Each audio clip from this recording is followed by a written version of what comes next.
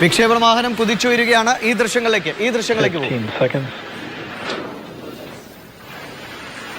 T-10, 21 second. 9, 8, 7, 6, 5. Speed കൂടുന്നത് കൃത്യമായി അറിയാം. 400-ന് മുകളിൽ കിലോമീറ്റർ സ്പീഡ് കൈവരിച്ചിരിക്കുന്നു. 500-ന് മുകളിലേക്ക് സ്പീഡ് എത്തിയിരിക്കുന്നു. 2 കിലോമീറ്റർ ഉയരം കൈവരിച്ചിരിക്കുകയാണ് യാത്ര. 700 കിലോമീറ്റർ വേഗം കൈവരിച്ചിരിക്കുന്നു. 4 കിലോമീറ്റർ പിന്നിട്ടിരിക്കുകയാണ് പേടകം. അതിവേഗം കുതിക്കുന്നു. ഫാൽക്കൺ റോക്കറ്റിലേറി ഇന്ത്യയുടെ ശുഭാംശു ശുക്ല അടക്കം 3 രാജ്യങ്ങളിലെ പോളണ്ട്, ഹംഗറി, ഇന്ത്യ, അങ്ങനെ 3 രാജ്യങ്ങളിലെ ശുഭാംശു ശുക്ലയുടെ കുടുംബമാണ് ആ സന്തോഷം.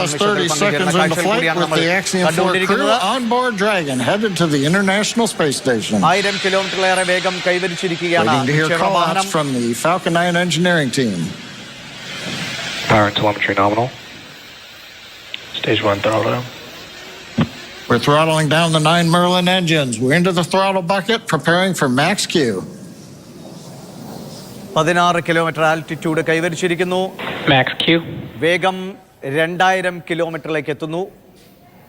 ആൾട്ടിറ്റ്യൂഡ് 20 കിലോമീറ്റർ പിന്നിടുകയാണ്. വിക്ഷേപണം ആരംഭിച്ചിട്ട് 1 മിനിറ്റും 39 സെക്കൻഡുകൾ. We should begin throttling the Merlin engines back up now. Stage 1 throttle up. Shubhanshu ശുക്ലയുടെ കുടുംബത്തിന്റെ പ്രതികരണമാണ്. നിറഞ്ഞ സന്തോഷത്തോടെ അഭിമാനത്തോടെ കുടുംബം. Mission Control confirming One Bravo. that throttle up, and we are hearing our commander Peggy Whitson call out the first abort mode. Each user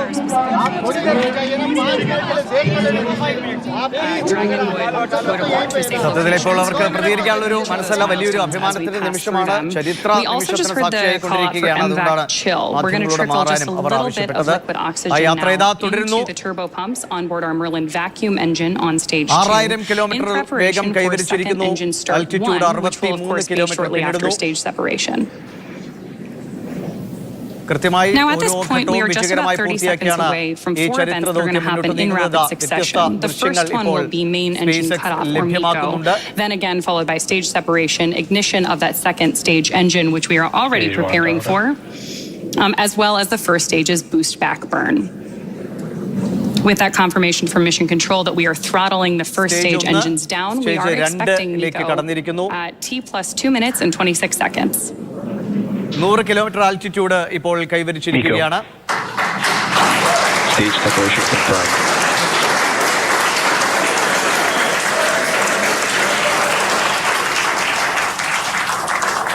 Stage 1 boost back startup and back ignition. ലോകം ആകാംക്ഷയോടെ ഉറ്റുനോക്കുന്ന, നമ്മുടെ രാജ്യം ഏറെ അഭിമാനപൂർവ്വം ഉറ്റുനോക്കുന്ന ചരിത്ര യാത്രയുടെ ദൃശ്യങ്ങളാണ് നമ്മൾ കണ്ടുകൊണ്ടിരിക്കുന്നത്. SpaceXന്റെ ഫാൽക്കൺ റോക്കറ്റിലേറിയാണ് ഈ വിക്ഷേപണ ക്യാപ്സ്യൂൾ മുന്നോട്ട് പോയിക്കൊണ്ടിരിക്കുന്നത്. അടക്കം 4 പേരാണ് ബഹിരാകാശ യാത്രികരാണ് ഇതിലുള്ളത്. നാളെ വൈകിട്ട് 4:30 ഇന്ത്യൻ സമയം 4:30 കൂടിയിട്ടാണ് അതിന്റെ സമയം ക്രമീകരിച്ചിരിക്കുന്നത്. തുടർന്ന് 14 ദിവസം നീണ്ടു നിൽക്കുന്ന ബഹിരാകാശ ദൗത്യമാണ് ഈ സംഘത്തിന് മുന്നിലുള്ളത്. അതിൽ വ്യത്യസ്തമായ 60-ലേറെ വ്യത്യസ്തമായ പരീക്ഷണങ്ങൾ ഈ യാത്രയുടെ ഭാഗമായി നടത്തും. ഇന്ത്യയെ സംബന്ധിച്ച് ശുഭാംശു ശുക്ല ഈ യാത്രയുടെ ഭാഗമാകുമ്പോൾ ഇന്ത്യയുടെ ഗഗൻയാൻ ദൗത്യത്തിന് അദ്ദേഹത്തിന്റെ അനുഭവ സംഭവത്തേറെ മുതൽക്കൂട്ടാകും എന്നത് തന്നെയാണ് ഈ ദൗത്യവുമായി ഇന്ത്യ സഹകരിക്കുന്നതിലേക്ക് എത്തിയത്. 2019 മുതൽ ഇങ്ങോട്ട് വളരെ കഠിനമായ പരിശീലന വഴികളിലൂടെ കടന്നു പോവുകയായിരുന്നു ശുഭാംശു ശുക്ലയും സംഘവും. ഇതാ ഉള്ളിൽ നിന്നുള്ള, ഈ പേടകത്തിനുള്ളിൽ നിന്നുള്ള ദൃശ്യങ്ങൾ കൂടി ഇപ്പോൾ SpaceX ലഭ്യമാക്കുന്നുണ്ട്. ഈ ദൗത്യം 4 മിനിറ്റ് മറികടന്നിരിക്കുകയാണ്.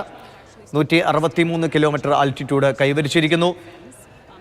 ഇതിനുശേഷം ഈ വിക്ഷേപണ റോക്കറ്റിൽ നിന്ന് ഈ പേടകം വേർപെട്ട ശേഷം ഭൂമിയെ വലയം വെച്ച് നാളെ വൈകിട്ടോടുകൂടിയാണ് ഇന്ത്യൻ സമയം 4:30 കൂടിയിട്ടാണ് സ്പേസ് സ്റ്റേഷനുമായി ഈ ക്യാപ്സ്യൂൾ ബന്ധിക്കപ്പെടുക. തുടർന്ന് ബഹിരാകാശ കേന്ദ്രത്തിലേക്ക് പ്രവേശിക്കുന്ന ബഹിരാകാശ യാത്രികർ 4 പേരടങ്ങുന്ന ബഹിരാകാശ സംഘം അവർ വ്യത്യസ്തങ്ങളായ പരീക്ഷണങ്ങളിലേക്ക് വ്യാപൃതരാവുകയും ചെയ്യും. പൈലറ്റിൻ്റെ റോളിലാണ് ഇന്ത്യൻ വ്യോമസേനയിലെ ക്യാപ്റ്റനായിരുന്ന 2000 മണിക്കൂറിലേറെ യുദ്ധവിമാനങ്ങൾ പറപ്പിച്ച സുക്കോയ് അടക്കമുള്ള യുദ്ധവിമാനങ്ങൾ പറപ്പിച്ച ശുഭാംശു ശുക്ല ഇതിലേക്ക് തിരഞ്ഞെടുക്കപ്പെടുന്ന അദ്ദേഹത്തിന് ഗ്രൂപ്പ് ക്യാപ്റ്റൻ പദവിയും കഴിഞ്ഞ നാളുകളിൽ ഇന്ത്യൻ വ്യോമസേന നൽകിയിരുന്നു.